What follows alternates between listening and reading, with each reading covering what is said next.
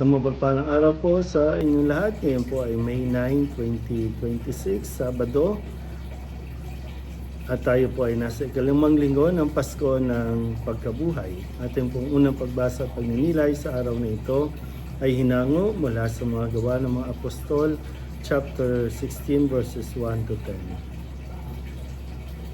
10. Noong mga araw na iyon, nagpunta si Pablo sa Derbe at Lystra. At may isang alagad doon na ang pangalay Timoteo, anak ng isang mananampalatayang Hudeya at ng isang Griego. Pinatunayan ng mga kapatid sa Lystra at sa Iconio na mabuting tao si Timoteo. Ibig isama ni Pablo si Timoteo, kaya't tinuli niya ito sapagkat alam ng lahat ng Hudyo sa lungsod na iyon na Griego ang kanyang ama. Sa bawat lungsod na kanilang dinalaw ay pinaalam nila sa mga kapatid ang pasya ng mga apostol at matatanda sa Jerusalem at iniutos na sundin iyon. Kaya't tumibay sa pananampalataya ang mga kaanib ng bawat simbahan at dumarami ang bilang ng mga alagad araw-araw. Naglakbay sina Pablo sa lupain ng Phrygia at Galacia sapagkat sinansala sila ng Espiritu Santo na mangaral sa Asia. Pagdating sa hangganan ng Mysia, ibig sana nilang pumasok sa Bithynia, subalit hindi sila pinahintulutan ng Espiritu ni Jesus. Kaya't bumagtas sila ng Mysia at nagtungo sa Troas. Kinagabihan, nagkaroon si Pablo ng isang pangitain.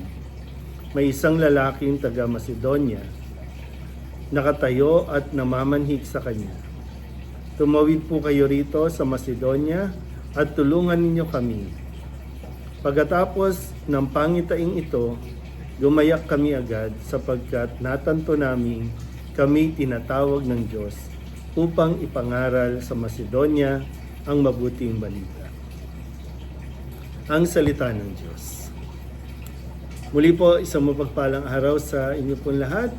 Tayo po ay nasa panahon pa rin ng Pasko ng Pagkabuhay at ikalimang linggo na po tayo ng Pasko ng Pagkabuhay. At habang papalapit ang pagdiriwang natin ng pag-akyat ni Jesus sa langit ay nawa, maintindihan natin sa tulong ng Espiritu Santo, tayo po ay muli pinapaalalahanan ng ating misyon na magpahayag ng mabuting balita. Pero dito nga po, mahalaga sa karanasan ng mga apostol, sina Pablo, Timoteo at iba pa, na magpagabay kung saan sila dalhin ng Espiritu Santo, doon sila. Hindi ito sa kung saan yung mas komportable, kung saan yung mas madali, kundi kung saan ibig ng Diyos tayo makarating, dapat ay lagi tayong bukas dito. Isa sa mga natutunan ko sa seminary noon na laging sinasabi na yung salitang plunge, yung kahit hindi mo alam, kahit hindi mo kaya, kahit kinakabahan ka, plunge lang.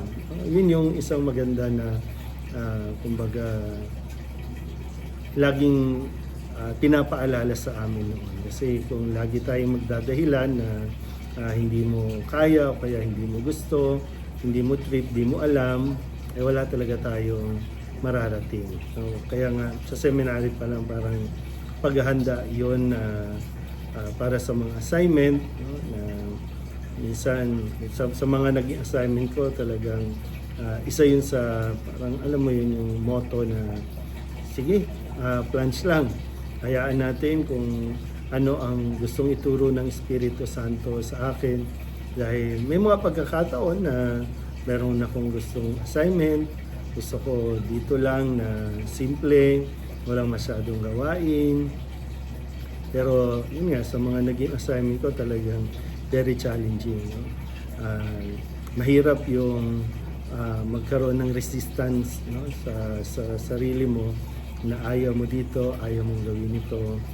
hindi ka magiging masaya talaga doon. Pero kung magiging open-minded o malawak ang iyong pag-iisip, tapos yung maging bukas ka no, sa kung saan ka dalhin ng Espiritu Santo, kung saan ka kailangan, kung saan nararapat, hayaan natin ang Diyos.